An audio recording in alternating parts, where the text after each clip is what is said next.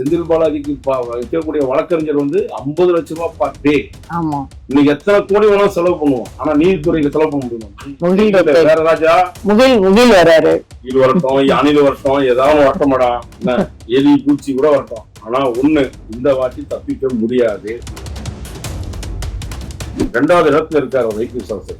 செந்தில் பாலாஜிக்கு ரொம்ப க்ளோஸ். இப்போ ஒரு வாரமா தான் அவர் பேச்சை கட் பண்ணிட்டாரு. அரெஸ்ட் ஆயிடுவாருன்னா இப்போ அப்படி அருணை பிடிச்சாங்க. அவர் அருண் யாருக்கெல்லாம் பேசினாருன்னு பிடிச்சாங்கல்ல. இப்ப நான் சொல்ல தமிழகத்துடைய சட்ட ஒழுங்குல இருக்கக்கூடிய 2வது இடத்துல இருக்கக்கூடிய ஒரு ஐபிஎஸ் ஆஃபீஸர், அவருடைய அக்கா ஒரு டீச்சரு, அந்த அம்மா சில 2-3 பேருக்கு இருக்காங்க. அவங்கள வச்சுக்கிட்டு இவர் வசூல் பண்ணி பிசினஸ் பார்த்துட்டு இருக்காரு. இது வந்து இப்போ ஓரளவுக்கு உளவுத்துறை கண்காணிக்கணும்னு சொல்லுவாங்க. உதயநிதி அவர்களுடைய தலைமை ஏற்கலன்னா நிச்சயமா செந்தில் பாலாஜி தான் இந்த திமுகவை கைப்பற்றும். அந்த அளவுக்கு பக்குவம் அடைந்தவர், திறமையானவர், ஊழல் செய்தவர். அதான் சொல்ற தமிழக முதலமைச்சர் வந்து உங்களுக்கும் உங்க குடும்பத்திற்கும் உங்க சார்ந்தவர்களுக்கும் எதுவுமே பணம் தேவை. ஆனா கீழே இருக்கிற அமைச்சர்கள் பல பேர் அந்த சம்பந்தப்பட்ட அதிகாரிகளோட தொடர்பு வச்சுக்கிட்டு அவனை காப்பாற்றுறதுக்கான பேரம் பேசப்பட்ட நபர்கள். இன்னும் கொஞ்ச நாள்ல, ஒரு வாரத்திலேயோ 10 நாள்லயோ 15 நாள்லயோ முன்னாள் கல்வித்துறை அமைச்சர் அன்பில் மகேஷ் பொய்யாமொழி அவர்கள் தாவேக்கால் ஜாயின் பண்றாரு. கூடுதலாக ஒரு தகவல் தர்மராஜ் இருக்காருமா, வேற யாரும் நான் சொல்றது, தர்மராஜ் தான் இப்ப தமிழ்நாட்டையே ஆள்றாரு. சொல்றேன் என்ன நடக்குது இங்க பவர் சென்டர்ன்ற ஒரு விஷயம் யாரையும் சொல்றீங்க. தர்மராஜ் பண்ற வேலை. தர்மராஜ் யாரு? அவர்தான் சிஎம் ஓடவே இருக்காரு. அவர் என்னமோ சிட்டிக்கு உலகத்தையே இல்லாத ஒரு அதிகாரி, தமிழ்நாட்டுல தூய்மையான அதிகாரி இல்லையா? கிடைக்கல. நான் வேணா லிஸ்ட் சொல்லட்டுமா? ஐஏஎஸ் எத்தனை பேர் இருக்கான், ஐபிஎஸ் எத்தனை பேர் இருக்கான்? அப்ப என்ன காரணம் கேட்டீங்கன்னா, உங்க பக்கத்துல இருக்க எல்லாமே உங்களை திரும்பவும் அந்த ஆளை இப்ப ஏமாத்தி அழிச்சாங்களோ மலையாள, அதே மாதிரிதான் சிஎம் வரப்போறாங்க. இந்த சிஎம் கொஞ்சம் உஷாரா இருந்துட்டாருன்னா தப்பிச்சிருவாரு. இன்று முதல் நேர்காணலில் சிறப்பு விருந்தினர், மூத்த பத்திரிகையாளர், விசில் ப்ளோயர் நமது வாராகி அவர்கள் நம்மோடு இருந்திருக்கிறார். சார் வணக்கம் சார்.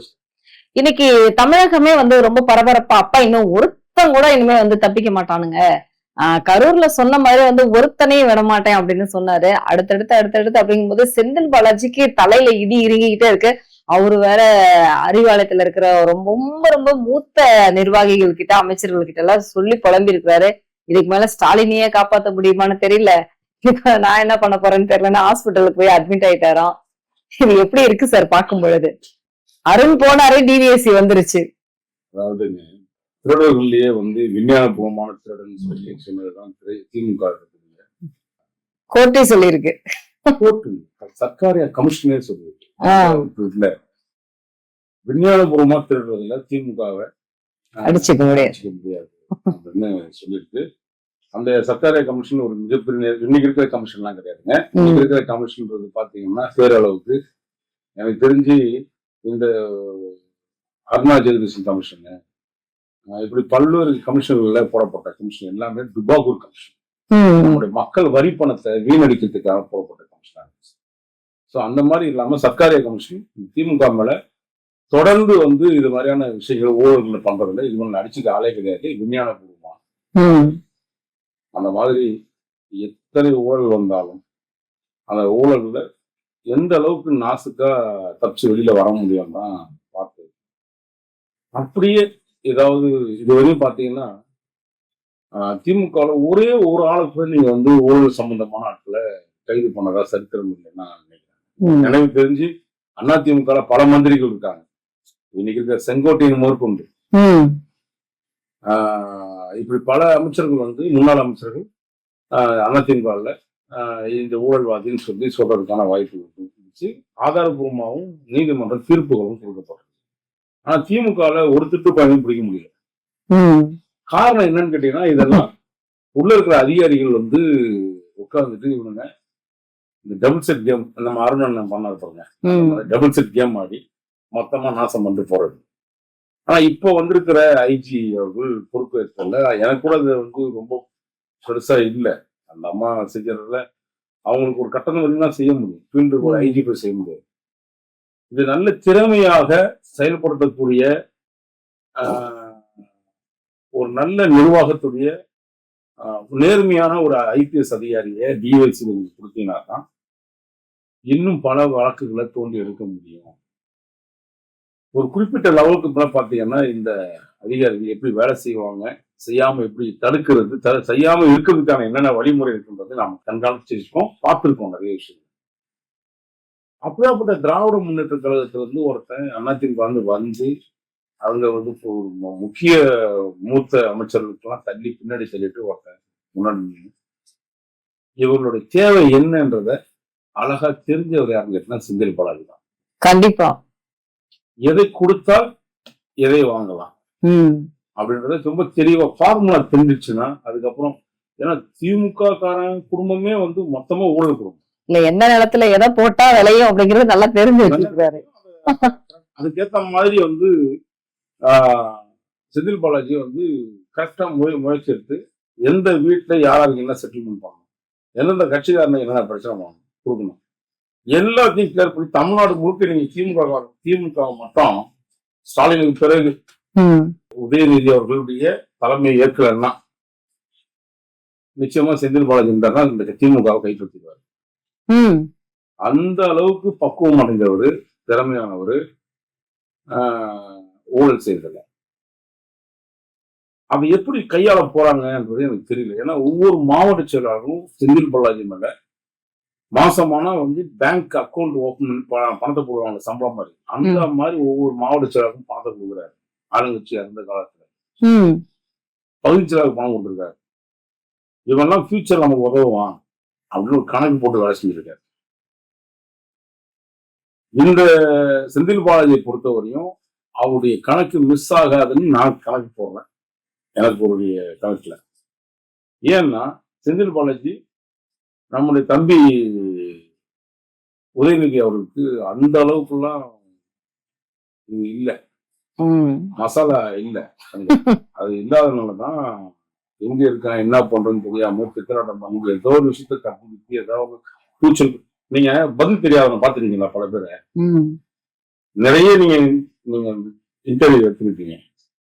ஆனா அவரு அந்த மாதிரி ஏதாவது செந்தில் பாலாஜியால ஒரு இடத்துல ஏதாவது திணறி பார்த்துருக்கீங்களா? ரொம்ப இவ்வளவு குற்றச்சாட்டுகள் சொல்றாங்க, நடந்திருக்காங்க கிட்ட நடந்திருக்கு, எல்லாமே நடந்திருக்கு, ஆதாரபூர்வமா நடந்திருக்கு. அதுல ஒரு நாள் கூட நீங்க அவரை வந்து நீங்க அவர் பேச்சு பத்திரிகையாளர் சந்திக்கல. அது ரொம்ப அழகா அந்த பதில வந்து எதிர்பார்க்கணும், மற்றவங்க கிட்ட எதிர்பார்க்க முடியாது. கிட்டத்தட்ட என்னுடைய கணிப்பு பிரகாரம் செந்தில் பாலாஜி திமுக அவரை கைப்பற்றி, ஏன்னா அவர்கிட்ட மட்டும்தான் ஃபண்ட் இருக்கு. நீங்க நினைக்கிற மாதிரிலாம் வந்து அவர் சிறைச்சாலையில் போடுவாங்க அவருக்காக பண்ணுவாங்கன்றதெல்லாம் கொஞ்சம் லேட்டா ஆகும்னு தான் நானும் நினைக்கிறேன். எனக்கு சீக்கிரம் வெளியில போனோம். அந்த கடந்த முறை நான் வந்து புலல் செய்யல, அவர் வந்து இந்த மருத்துவ மனையில இருந்து அவருக்கு தனி ஏர் கண்டிஷன், 2 ஏர் கண்டிஷனு, 2 ஐஎஃபி வாஷிங் மிஷினு, அவருக்கு கட்டில், பெட்டு, இப்படி வசதி வாய்ப்போட தான் அவரை வந்து அந்த சிறைச்சாலையில இருக்கேன்னா, அந்த கடந்த முறை 24ஆம் வருஷத்துல நான் சிறைச்சாலையில இருந்த காலகட்டம். அப்பதான் எனக்கு குண்டத்தடுப்பு சட்டத்துல கைது செய்யப்பட்டு அந்த லஞ்ச ஒழிப்பு முன்னாள் இயக்குனர், லஞ்ச ஒழிப்பு முன்னாள் இயக்குனர் அருண் அவர்கள் புறப்பட்ட பொய் வழக்குல நான் உள்ள இருக்கும் போது நான் அதை தொடர்ந்து அந்த மருத்துவமனையாண்ட பார்ப்பேன். வெளியிலே வரமாட்டாரு. அவருக்கு டிவி எல்லா வசதியும் கொடுப்பாங்க. ஏ கிளாஸ்ல அது இருக்கு. ஆனா இவர் ஏ கிளாஸே கிடையாது, ஏலே பெரிய கிளாஸ் இருக்கு.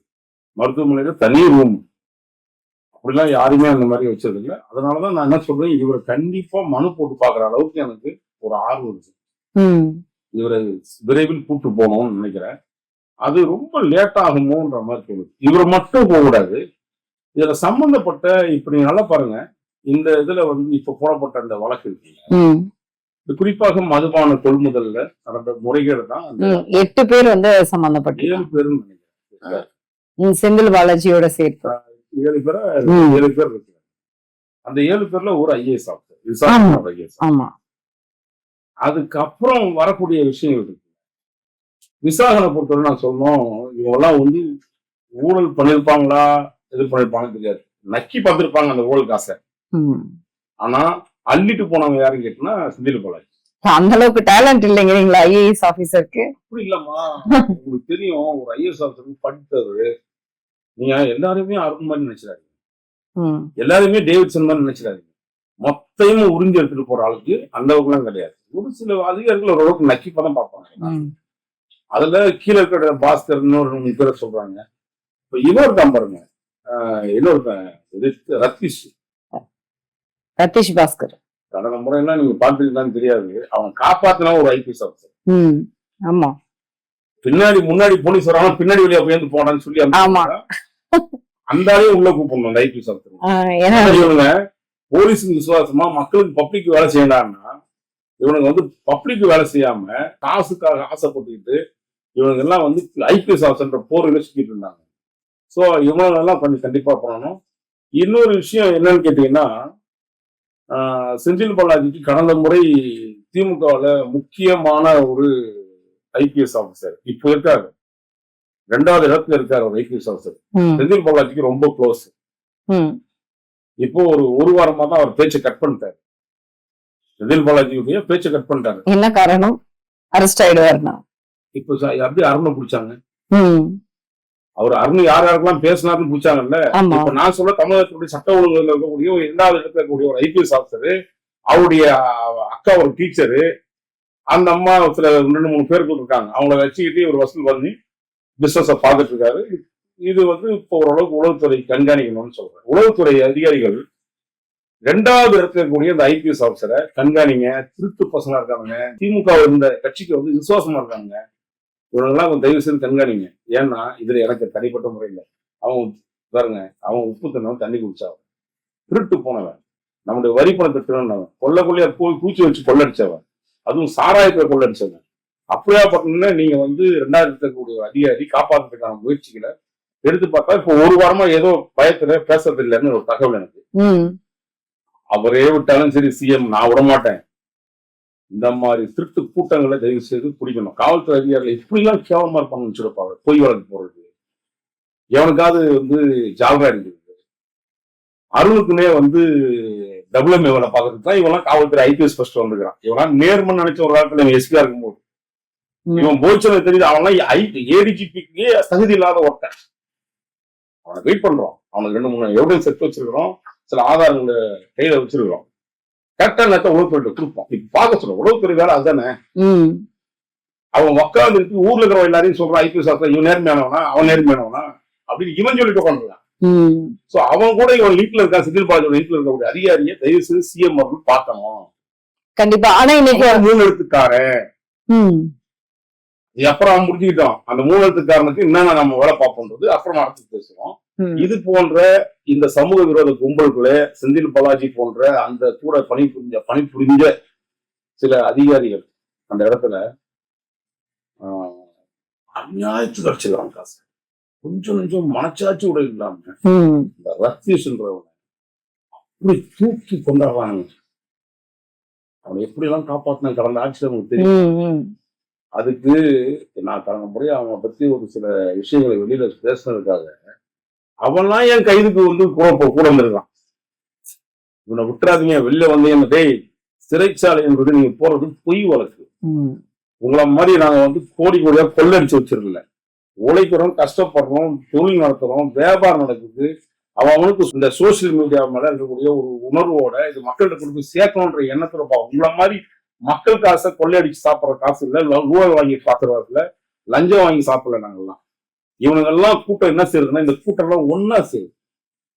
அதான் சொல்ற தமிழக முதலமைச்சர் அவர்களே, உங்களுக்கும் உங்க குடும்பத்திற்கும் உங்க சார்ந்தவர்களுக்கும் எதையுமே பணம் தேவையில்லை. ஆனா கீழே இருக்கிற அமைச்சர்கள் பல பேர் அந்த சம்பந்தப்பட்ட அதிகாரிகளோட தொடர்பு வச்சுக்கிட்டு அவனை காப்பாற்றுறதுக்கான பேரம் பேசப்பட்ட நபர்கள்.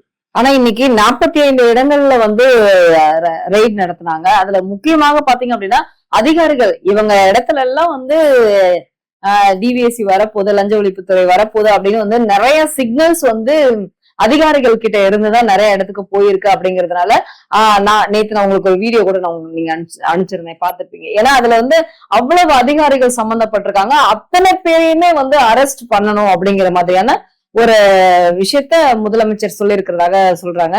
அதிகாரிகளையும் கைது செய்வாங்களா சார்? தமிழக அரசு தான். தமிழக அரசு தான். அது யார் அரெஸ்ட் பண்ணுவோம்? காவல்துறை அரெஸ்ட் பண்ணணும். காவல்துறையிலேயே 2வது இடத்துல இருக்கவனே திட்டு போயா இருக்காங்க. அப்புறம் எப்படி நீங்க அரெஸ்ட் பண்ணீங்க? ஆனா நேத்து நியூஸே அதுதானே. அவனுக்கு ஃபாரின் ட்ரிங்க்ஸ் வந்து எங்க இருந்து வருதோ தெரியாதுமோ. அவன் வீட்டுல வந்து 27 பாட்டில் வந்து ஒரு நாளைக்கு ஒரு வாரத்துக்கு ஒரு பொண்ணு கொடுக்குறான். நான் தான் சொன்னேன். இப்போ உங்களுக்கு 2 நாளைக்கு ஒரு வாரம் வரையும் அவனுக்கு பேசாம அது முன்னாடி பேசிட்டு இருந்தாங்க. இந்த தொடர்பு எல்லாம் செந்தில் பாலாஜி எப்படி கைது பண்ணுவீங்க? உங்களுக்கு முதல்ல புரிஞ்சுங்க. சிஎம் தெரியாதுன்னு இருக்கான். உடனே உளவுத்துறை அதிகாரில மாத்துங்கன்றான். இவன் ரிப்போர்ட் போடுறான் தனியா. உளவுத்துறை ரிப்போர்ட் பண்ணணும். ஆனா உளவுத்துறை அதிகாரி இவன் உளவுத்துறை அதிகாரி நேர்மையானவனான்னு கேட்கறான். இந்த நேர்மையற்றவனெல்லாம் நாட்டுல வச்சு என்ன பண்ண போறீங்க சிஎம் சார்? இன்னைக்கு இவருடைய வழக்குல நீதிபதி மோகனா அவர்கள் சுப்ரீம் கோர்ட்ல அவங்க ரிலீவ் ஆயிட்டாங்க. இப்ப அது அடுத்த கட்ட நடவடிக்கை இந்த வழக்கு எப்படி சார் போகும்? ஏன்னா இன்னைக்கு செந்தில் பாலாஜி ஹாஸ்பிட்டல்ல இருக்காரு. அவருக்கு ரொம்ப முடியல. அது மட்டும் இல்லாம இவர் ட்ரிப்ளிகேன்ல கையெழுத்து போடணும் முன்ஜாமீன், அதாவது குதிரை பேர வழக்குல. அதுக்கும் இவர் நேத்தும் ஆஜராகவே இல்லை. அப்படி இல்லைன்னா நடவடிக்கை எடுக்கப்படும் அப்படின்னு நீதிமன்றம் ஏற்கனவே சொல்லி இருந்தது. இப்ப இந்த வழக்கும் ஏற்கனவே அவருக்கு சேர்த்து தலையில முதல் A1 குற்றவாளியா இருக்காரு. அப்ப அடுத்த கட்ட நடவடிக்கை கடமை ஆரம்பத்திலே ஒரு கொஸ்டின்ல சொல்லணும்னு நினைச்சேன். திமுக என்னைக்காவது இந்த ஊழல மாட்ட மாட்டான்னு சொன்ன விஷயம் தொடர்ந்து பாத்தீங்கன்னா அவன் எந்த காலகட்டத்திலும் பயப்பட மாட்டான். ஜெயிலா பார்ப்பலாம்னு கிளம்புவான். அந்த வடிவல் 10 அதனாலதான் ஆர்எஸ் பாரதி ஜெயில கிளீன் பண்ணி வைங்கன்னு சொன்னாரா? இருக்கலாம். அந்த மாதிரி செந்தில் பாலாஜிக்கு நம்ம கைதுன்னு சொன்ன உடனே உள்ள ரைடுன்னு சொன்ன உடனே உச்சா போனோம். இல்ல அதையும் வாழவும் பாரதி சொன்னாங்க. அவரே ஒத்துக்கிட்டு தானே. சோ அது குழந்த மாதிரி பேசத்தான். நீ கை வச்சு பாரு. அண்ணாமலைக்கு ஏதாவது பண்ணாமல பேச்சு பேசினாப்ல அண்ணாமலை. என்ன நடந்துச்சு? அவர் ஏதாவது பண்ண முடியாது அவங்களால. இல்ல செந்தில் பாலாஜி பேசின பேச்சு நீ ஆம்பளையா இருந்தா தில்லா இருந்தா வாங்கலாம் கூப்பிட்டாருல. வாயில மட்டும் வர தம்பி வாங்க இப்போ உச்சா, அப்புறம் ஹாஸ்பிட்டலு, அப்புறம் சும்மா இருந்த நெஞ்ச பொழந்தாங்க. எதுக்கு இவ்வளவு பிரச்சனை? போயம்பா இந்த வாட்டி உனக்கு கண்டிப்பா முருகேசன் இல்ல டிஐஜி. அங்க ஆமா புலல் டிஐஜி முருகேசன் இல்ல. இப்ப பழனி மட்டும் டிஐஜியா இருக்காரு. சோ அதனால நீ தைரியமா போலாம். உனக்கு அங்க ஸ்பெஷல் ட்ரீட்மெண்ட் கிடையாது. அப்படியே கொடுக்குற மாதிரி இருந்தா விசுவாசமா கொடுத்தானா கூட நான் விட மாட்டேன். ஏன்னா எனக்கு சிறைவாசிகளும் சிறை இருக்கக்கூடிய காவலர்களும் அதிகாரிகளும் எனக்கு தொடர்பு இருக்காங்க. நான் எப்படி நீங்க என்ன ஒரு சின்ன விஷயம் அவருக்கு பெரம்பலூர் சீனிவாசன் சாப்பாடு வச்சு போன முறை. ஆமா. ஆனா நீதித்துறையில நீங்க நினைக்கிற மாதிரி நான் டெய்லி ஜட்ஜஸ் மேஜிஸ்ட்ரேட் உள்ள போவேன். சட்டத்தை இருக்குங்க. இன்னொரு விஷயம் தெரியுமா? நீங்களும் நானும் போய் சிறைச்சாலை ஆய்வு பண்ணலாம் தெரியுமா உங்களுக்கு? என்ன சொல்றது? சட்ட இடம் இருக்கு. சிறைச்சாலையில நீங்க ஆய்வு பண்ணலாம். பொதுமக்கள் போய் பார்வையிடலாம். இதெல்லாம் பல பேருக்கு தெரியாது. காரணம் நீதித்துறையை நீங்க என்ன நினைச்சிட்டாங்கன்னா ரொம்ப லேசி இடம் போட்டாங்க. எது இருந்தாலும் போய் நம்ம உச்ச நீதிமன்றத்தில் அடிச்சிடலாம். யார் அவங்களுக்கு காசு இத்தனை கோடி அவங்களுக்கு அட்வொகேட் இருப்பாங்க. ஏங்க என்னுடைய வழக்குக்கே 30 லட்சம் ரூபாய் விவேக் சுப்ரீம் கோர்ட்டுடைய முன்னாள் பார் கவுன்சில் தலைவர் நிக்க வச்சாங்க. என்னுடைய வழக்குக்கு நான் சாதாரணமா தப்பே பண்ணாத வழக்கு, போடப்பட்ட பொய் வழக்கு, எனக்கு ஜெயில வரக்கூடாதுன்னு சொல்றதுக்காகவே 30 லட்சம் ரூபாய் செலவு பண்ண கூட்டம் தான் இந்த கூட்டம். செந்தில் பாலாஜிக்கு வைக்கக்கூடிய வழக்கறிஞர் 50 லட்சம் ரூபாய் பர் டே. பர் டேன்னா பர் ஹவர்ஸ் அந்த மாதிரிதான் கணக்கு அவருக்கு. இன்னைக்கு எத்தனை கோடி வேணாலும் செலவு பண்ணுவோம். ஆனா நீதித்துறைக்கு செலவு பண்ண முடியுமா? வேற ராஜா முகில் வராரு. கீழ் வரட்டும், அணில் வரட்டும், ஏதாவது வரட்டமாடா, எலி பூச்சி கூட வரட்டும். ஆனா ஒண்ணு இந்த வாட்டி தப்பிக்க முடியாது. பட்ஜெட் கூட்டத்தொடர் வரதுனால அதுக்குள்ள இவரை தூக்கி உள்ள போடணும் அப்படின்னு தீவிரமா இருக்கு. சொன்னீங்கன்னா முறை உச்சா இந்த வாட்டி லூஸ் மோஷன் வந்துடும். ஏதாவது ஒரு பிரச்சனை ஆகி இல்ல அதுக்கான வேலைகள் தான் தமிழக அரசு எடுத்துட்டு இருக்கு அப்படிங்கிற மாதிரி நீங்க நினைக்கணும். என்ன இப்ப ஒரு விஷயம் நான் ஏற்கனவே கூட சொல்லியிருக்கேன். அவர் இன்னொரு ரூட் எடுத்திருக்காரு. பாவேக்காவோட போறதுக்கான வழிமுறை இருக்காரு. ஏன்னா பொய்யெல்லாம் சொல்லல, முன்னே சொல்றேன். ஆனா அவர் தாவேக்காவுக்கு ரூட் எடுத்துட்டாரு. அதை தாண்டி ஒரு விஷயத்த சொல்றேன். இன்னும் கொஞ்ச நாள்ல, ஒரு வாரத்திலயோ 10 நாள்லயோ 15 நாள்லயோ முன்னாள் கல்வித்துறை அமைச்சர் அன்பில் மகேஷ் பொய்யாமொழி அவர்கள் தாவேக்கால் ஜாயின் பண்றாரு. கூடுதலா ஒரு தகவலை சொல்லிட்டேன். அப்படியா? சைலண்டா இருந்துச்சு. அன்பில காணான்னு கூட அடிச்சாருன்னா தம்பி என்ன பண்ணுவார் பாவம். அன்பில் படைகளுக்கு போறாரா? ஏன்டா பிரச்சனை? நல்ல குழந்தைகளுக்கு நல்ல ட்ரெஸ், நல்ல உணவு கொடுக்குறது, தரமான உணவு கொடுக்குறாரு நம்ம சிஎம். இல்ல சார், எப்படி அவருடைய ரசிகர், உதயநிதியோட ரசிகர், தோழர், இல்ல சார், ரசிகராக இருந்து மன்ற தலைவரா இருக்கிறாரு. அதுக்கப்புறம் வந்து அவருடைய நெருங்கிய தோழர் அவரு போய் எப்படி சார்? விஜய்க்கு ரசிகர் மன்ற தலைவர்னா யாரு? நம்ம புசி ஆனந்த் ஐயா அவர்கள் தான். அவரு ஆரம்ப காலத்துல இருந்தே அவர் வந்து ரசிகர் மன்ற தலைவர். பாண்டிச்சேரி, ஆனா இருந்தாலும் நம்மளுடைய தலைவர். நீ பினாமியை தானே வந்து வச்சிருக்கிற ரசிகர் மன்ற தலைவரா? பினாமிக்கே 250 கோடி பிரச்சனை வந்துச்சு. பள்ளிக்கூடத்துல நடந்த முறைகேடு இன்னைக்கு நாட்டுக்குள்ள நாரி போய் பிரச்சனை வந்துச்சு. அநேகமா அதை வந்து காப்பாத்தணும்னா வேற வழியே கிடையாது. திமுக எல்லாமே கொஞ்சம் கொஞ்சமா கொள்ளடிச்சான் அந்த 5 வருஷத்துல. அதுக்கு முன்னாடி கொள்ளடிச்சான். இதெல்லாம் வந்து ஒரே நாள்ல தீர்த்திட முடியுமா? சோ டிவைசி எல்லா இடத்துக்கும் போகும். டிவைசி மட்டுமா போகும். ஒரு வழக்கு போட்டீங்கன்னா அடுத்தது ஐபி வரும், இது வரும், இடி வரும். இடி வந்ததுக்கு அப்புறம் பாத்தீங்கன்னா உங்களுக்கு இன்கம் டேக்ஸ் வரும். இப்படி பல வழக்குகளை தொடர்ந்து நீங்க எங்க போய் சுத்தினாலும் சுத்தி உங்களுக்கு ஒரு வலைய அமைச்சிட்டாங்க. அந்த ரவுண்ட விட்டு நீங்க வெளியில ஓடவே முடியாது. ஒரு சின்ன கேப் தாவேக்கா மட்டும் தான் நினைக்கிறாங்க. தாவேக்கால நீங்க ஒண்ணு வேணாமா, ஒரு 4 நாளைக்கு முன்னாடி முன்னாள் அமைச்சர் அழகிரியுடைய மகள் கயல்விழி வந்து ஒரு பேங்க் மேனேஜரை அடிச்சாங்க.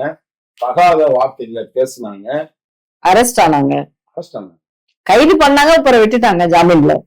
எங்க அரெஸ்ட் கைது அப்படிதான் சார் செய்தி வந்தது.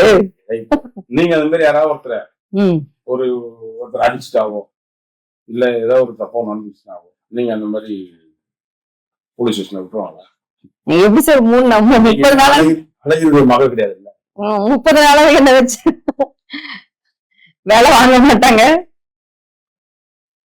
நீங்க இந்த சட்டம் எப்படி பாத்தீங்கன்னா இல்ல உண்மையாலுமேதான். ஏன்னா விஜய்க்கு அவருக்கு தெரியுமா இல்ல அந்த டிசி கார்த்திகேயன், அடையாள டிசி கார்த்திகேயன் தினந்தோறும் அந்த அம்மாவுக்கு வந்து அந்த அம்மாவே போன் பண்றாங்களா இல்ல இவரே போன் பண்ணி மேடம் இங்க வந்துருங்க மேடம், நாங்க பேசுறேன் மேடம், நான் பாத்துக்கோ மேடம், என்ன மேடம் நடக்குது ஐபிஎஸ் ஆஃபீஸர் படிச்சுருக்கீங்க நீங்க ஐபிஎஸ் கிடையாது. அதே விஷயம் நான் கடந்த முறையே சொல்லி அந்த கார்த்திகேயன் பள்ளிக்கரணது அதுதான் இப்ப அடையாள டிசி. ஏன்னா அவருக்கு வந்து ஒரு டிஐஜி உடைய தர்மராஜ் ஒருத்தர் இருக்காருமா, வேற யாருமா சொல்றது, தர்மராஜ் தான் இப்ப தமிழ்நாட்டையே ஆள்றா இருக்கும். சொல்றேன் என்ன நடக்குது இங்க பவர் சென்டர்ன்ற ஒரு விஷயம் யாரையும் சொல்றீங்க.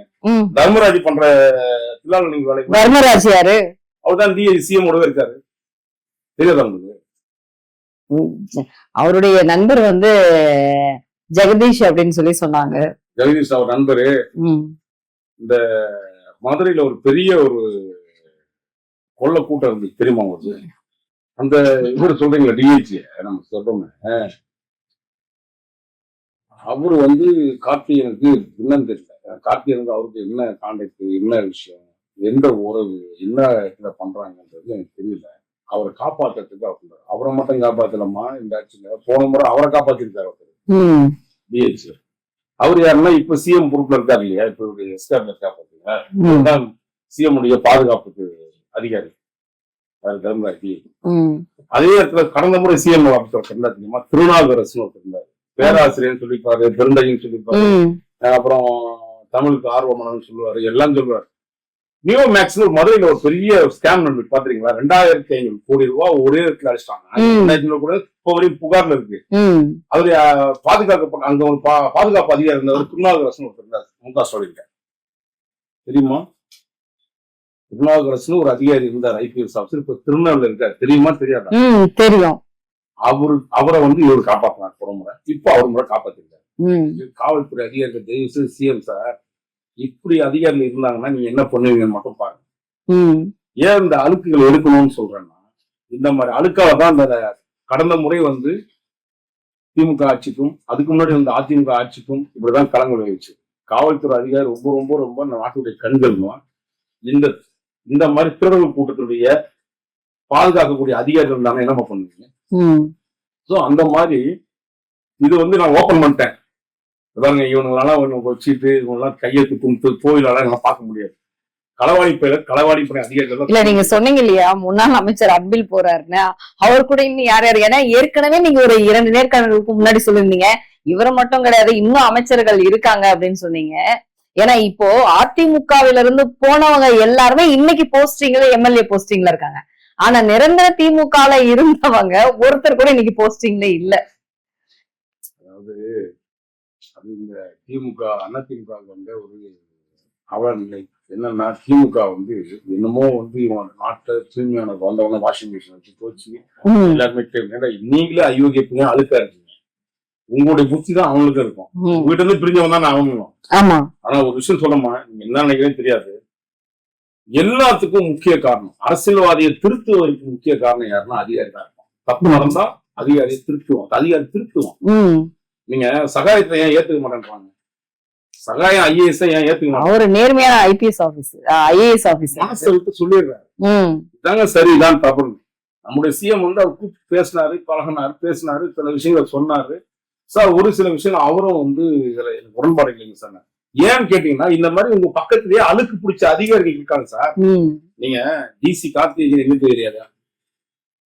அடையாறு வந்து யாருடைய கண்ட்ரோல் இருக்கு? சிஎம் உடைய கண்ட்ரோல், அவருடைய ஏரியா வந்து கண்ட்ரோல். இந்த மாதிரி அழுக்க வச்சிருந்தீங்கன்னா யார் போகணும், யார் வரணும், எந்த தகவலை சொல்லணும் உங்களுக்கு தெரியுங்களா?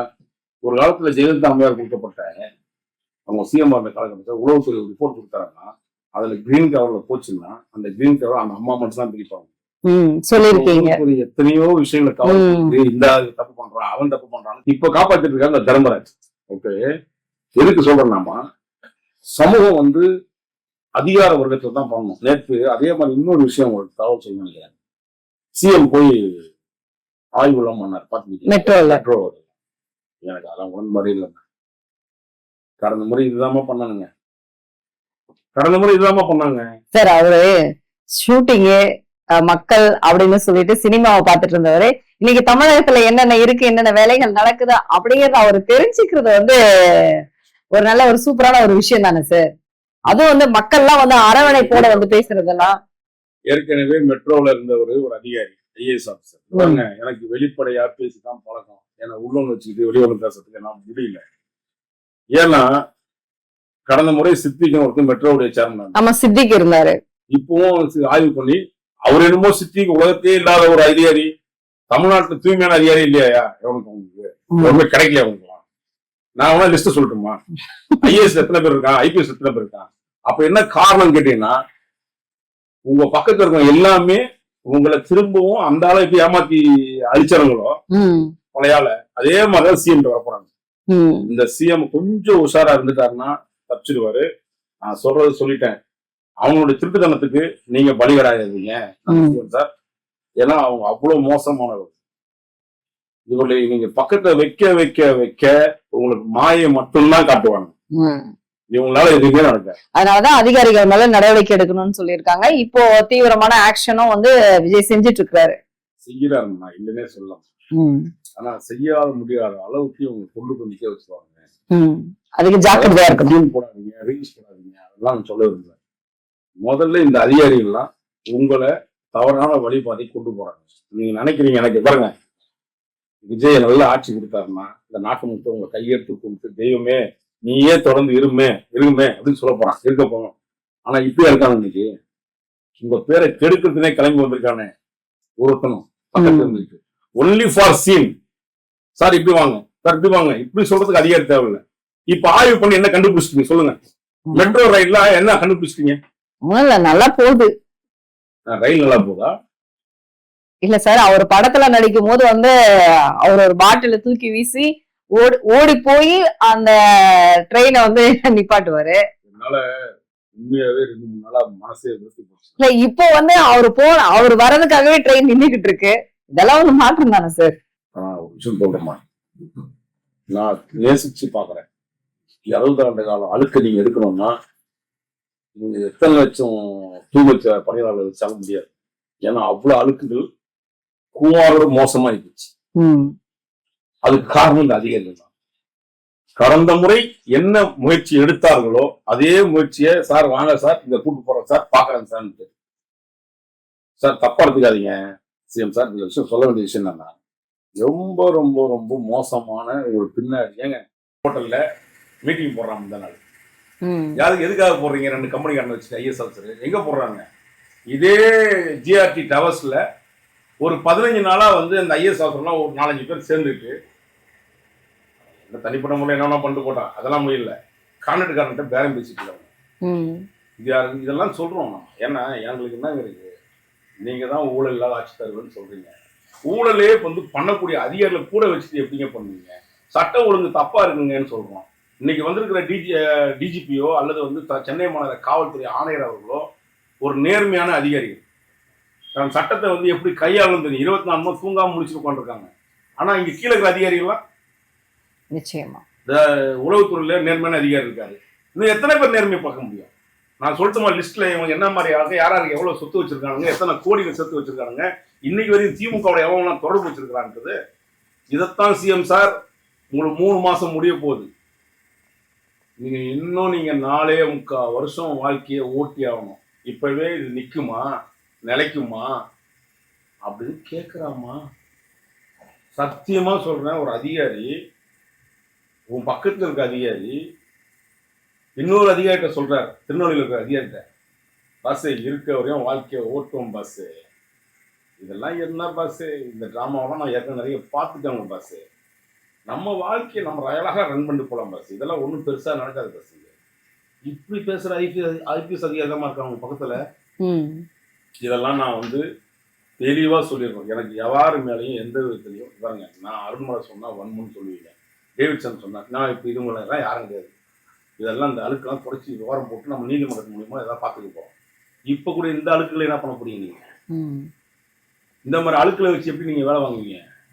ஆதாரம் இருக்கான்னு கேட்டா ஆதாரத்தோட கொடுக்குறது என்ன எவிடன்ஸ் சொல்லுங்க. நீ கண்காணிக்க சார், உளவுத்துறை அதிகாரம் வச்சிருக்கீங்க. உளவுத்துறை அதிகாரி கூப்பிட்டு கேளுங்களேன். நிச்சயமா 2ஆம் பிளேஸ்ல இருக்கக்கூடிய அதிகாரி யாரு? உன் பக்கத்துல உட்காந்துருக்கிற அதிகாரி யாரு? அடையாளம் இருக்கிற அதிகாரி யாரு? திருநெல்வேலி இருக்கிற அதிகாரி யாரு? இந்த மாதிரி கூட்டத்தை வச்சுட்டு நீங்க என்ன பண்ண போறீங்க? எப்படி நீங்க சட்டம் ஒழுங்கை பாதுகாப்பீங்க? எப்படி நீங்க வந்து ஏங்க கடந்த ஆட்சியில இவங்கெல்லாம் பெரிய லெவல்ல, நீங்க ஒரு விஷயம் கேட்டுக்கங்க, இவங்கெல்லாம் எந்த லெவல்ல இருந்தாங்க கடந்த ஆட்சியில? அதுக்கு முந்தின ஆட்சியில இருந்தாங்கல்ல. ஏங்க திமுகவுல பாதிக்கப்பட்ட அதிகாரி பல பேர் இருக்கான் வெளியில. அண்ணா திமுகவுல பாதிக்கப்பட்ட அதிகாரி இன்னும் பல பேர் இருக்கான். அவங்களாம் கண்ணுக்கே தெரியல. பல பேர் இங்க இருந்து போயிட்டான் டெல்லிக்கு. வேண்டாம்டா, கையெழுத்து கும்புறண்டா, இந்த ஊழல் பிறகு நம்ம வாழக்கூடாதுடா, இங்க இருக்கிறது எல்லாமே மோசமா இருக்குடா. இப்பவும் இந்த விஜய் அரசு அவர்கள் வந்ததுக்கு அப்புறம் ஏதோ ஒரு மாற்றம் பார்த்தோமே, அந்த மாற்றமே இந்த அதிகாரி தான் இந்த வேலையை பார்த்துருக்கானே. இப்பவும் யாருக்கு அப்படி சொல்லுவீங்க மேடம்? யார்கிட்ட சொல்லுவீங்க? நம்ம சிஎம் நம்ம தான் காப்பாற்றணும். நம்ம காப்பாற்றலாம்னா வேற எவனும் காப்பாற்ற மாட்டான். பக்கத்துல இருக்கிறவங்க பதம் பார்த்துக்கலாம். கண்டிப்பா சார், உங்களுடைய கருத்துக்களுக்கு நன்றி சார்.